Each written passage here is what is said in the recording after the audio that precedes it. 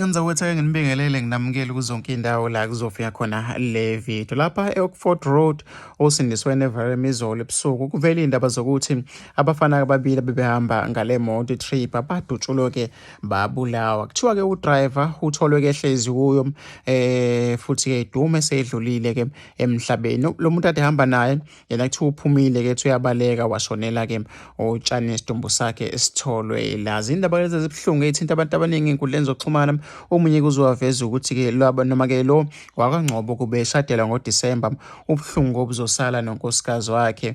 Ngiyazisa-ke Nkosi, kusho-ke omunye wabantu-ke lapha-ke ephejini. Ngiyafisa ukuthi ngizovula khona umbona ukuthi ngicabangani ngalezi y'gameko lokhu ey'vela zokubulawa-ke kwabantu abadunwa-ke izimoto. Ngiyafisa ukuthi ngizwe kuwe sabalala le video lapha ey'nkundleni zokuxhumana abanye kade beduna-ke u-driver-ke we-Bolt ebona-ke bemkhombe ngesibhamu. Ziyanda-ke iy'gameko zokubulawa kwabantu ey'motweni. Ngiyafisa ukuthi ngizovula khona umbona. Awukhohlwa ukucindezela u-subscribe uzothola zonke izinto esiy'phostayo lapha-ke ephejini lethu. Uphinde usilandele-ke lapha ey'nkundleni zokuxhumana search Msiza SA uzokwazi ukuthi uthole thina sinjengoba sinjalo. Mina-ke sengiphuma kanje.